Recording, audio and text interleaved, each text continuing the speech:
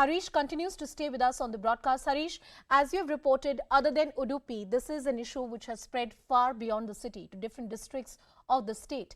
Tell us about which are the key districts, which are the various colleges where this issue has found resonance. Well, in fact, it's nearly 15 districts of Karnataka where this is now spread.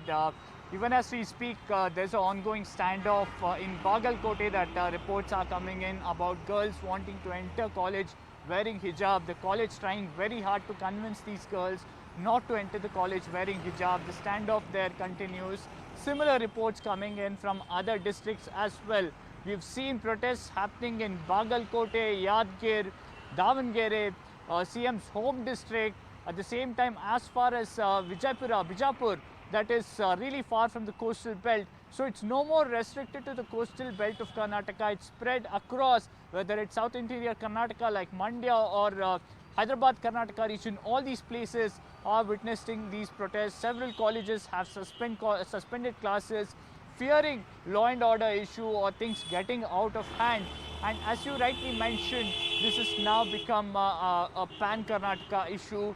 We've seen groups taking out rallies, demanding permission to wear hijab. We've seen that happening in Yadgir and Bagalkote yesterday. Pro-hijab Muslim organizations taking out protests. At the same time, the likes of Shri Ram Sene and other pro-Hindu groups jumping into this controversy, demanding a permanent ban on hijab in all educational institutions, not just PU colleges.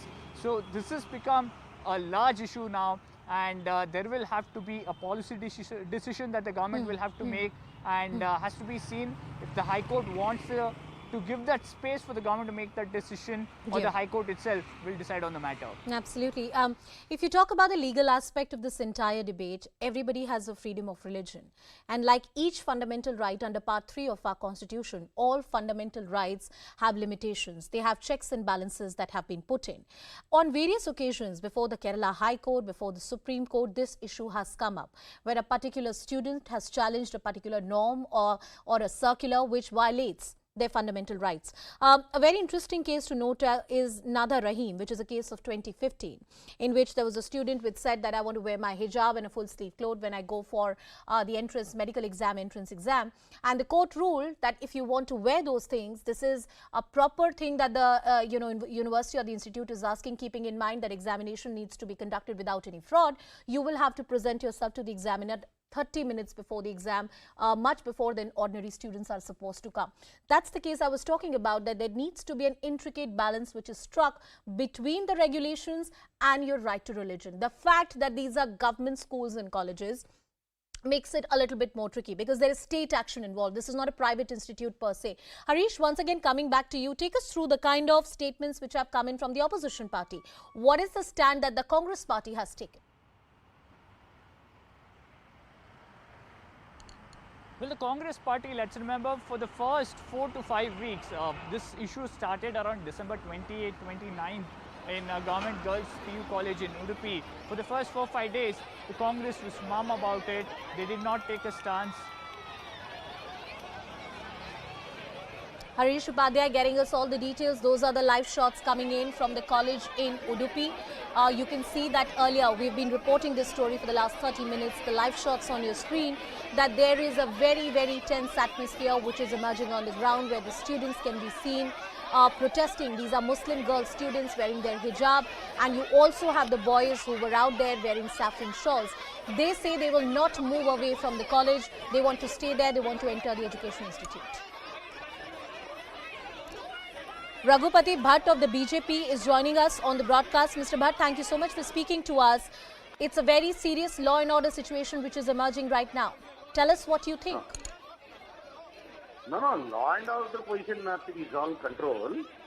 See, now the government has given the clear direction order that nobody, even hijab or orange shawl, kesari shawl, they are not allowed.